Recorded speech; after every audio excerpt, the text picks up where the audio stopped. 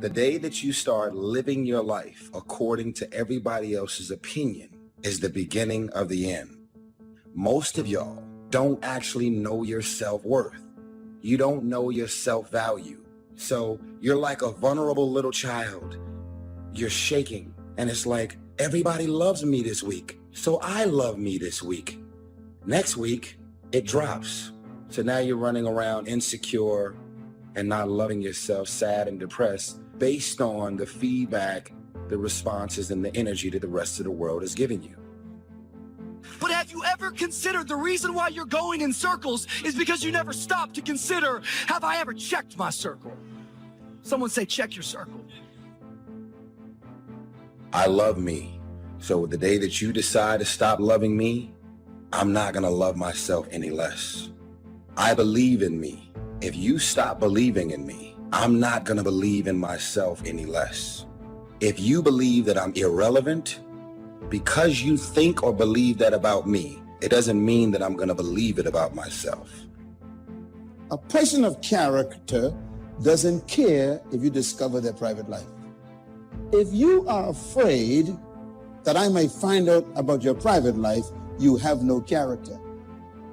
You are a character. The day that you allow the opinions of the outside world to dictate the way you feel about yourself, it is the beginning of the end of you living a blessed and self-loving, secure life. Friend, listen to me loud and clear. Do not pick your friends that are enabling you. Pick some friends who empower you. Love yourself, believe in yourself, independent of the validation of the world. Have opinions and feelings about yourself, independent of the feedback. Why you gotta have somebody calling you beautiful every day in order for you to feel beautiful? Do you believe that you're beautiful, or do you only believe you're beautiful when other people say that you're beautiful? Self-love is the cure to self-hate. A truly courageous person is not afraid of what might or might not happen next week or next year. He fears not making the most of every moment today. A truly courageous person fears making appearances more important than realities, making impressions more important than communication. Think about something that you'd like to have, or something you'd like to create for you or your family. I want you to hold this thought in mind. Now, one of the first things I want you to do is don't worry about the inner conversation that you're going to have. Don't worry about how you're going to do it. That's going to come. You're going to develop a plan of action. You will find the way. You'll become the kind of person that can attract the people, the resources, in order to make that become reality. The discipline can seem like it's your worst enemy, but the reality is, discipline is your best friend, and it'll put you on that path. The path to strength and intelligence and happiness. What is the vision for your life? What are the ideas and the dreams for your life? Who are you? What are your gifts and talents? What is your ultimate destiny and your goals? God will never give you something somebody else is supposed to have.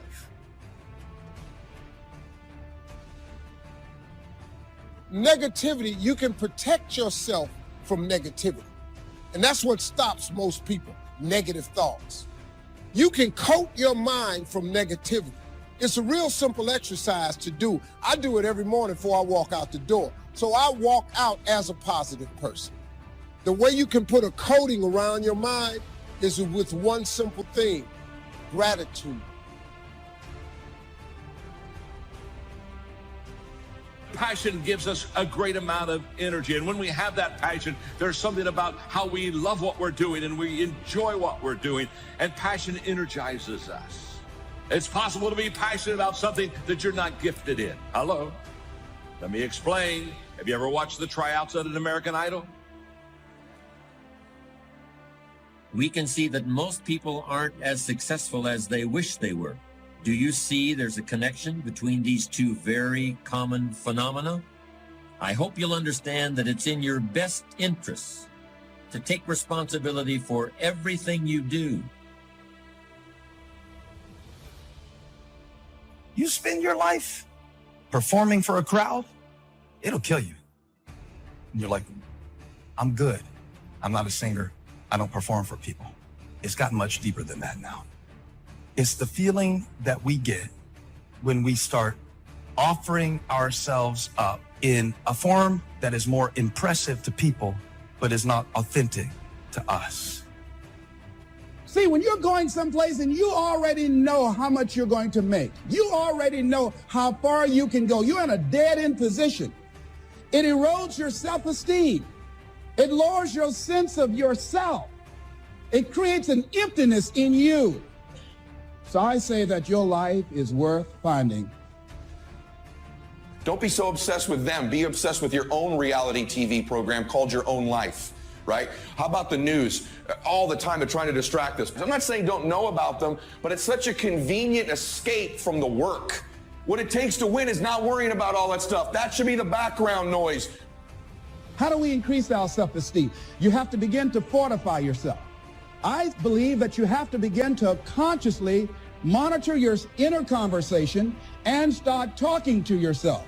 Start building yourself up. Sometimes the only good things you will hear about you are the things that you say to you. It's something in me that says, I need to do this. So that's the first voice. But we've trained ourselves to ignore this voice and listen to the second voice that I believe is a collection of the average society.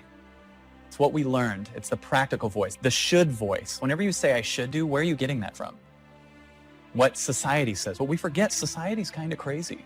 It's like, why are we using them as the bellwether that we should get our advice from, right?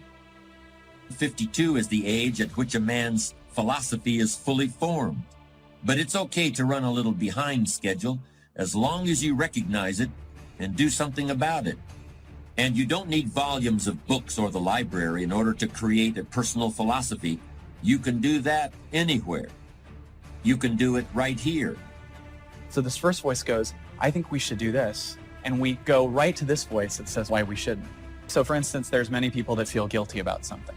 If you actually go to your heart, you can understand at a true level why you could have done something like that. Everyone can. But what causes our pain is trying to get society to understand why we did something. But the collective society isn't at a consciousness where they've forgiven themselves for anything. So there's a lot of judgment you'll look at in yourself if you look at yourself through society's eyes.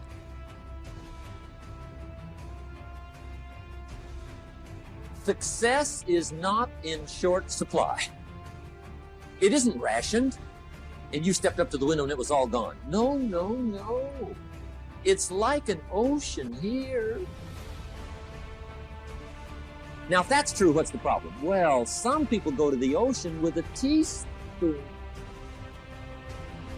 Have you got the picture? See, what you want to do in view of the size of the ocean is trade your teaspoon for at least a bucket. And you'll look better down at the ocean. Kids won't make fun of you, right? Okay. Now there's two ways to ask, and we'll wrap up goal setting. Two ways.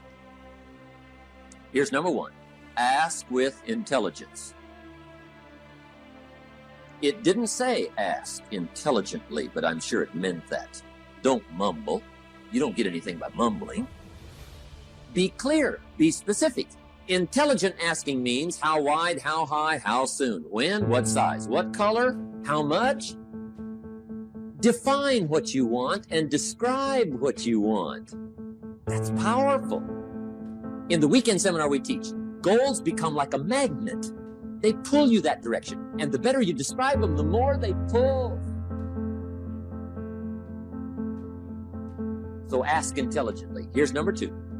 Ask with faith. That's the childish part of the equation. Believe you can get what you want like a child.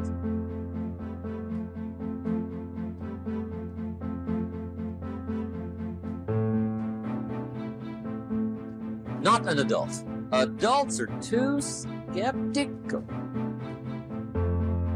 So the formula really reads, make plans like an adult and believe in them like a child.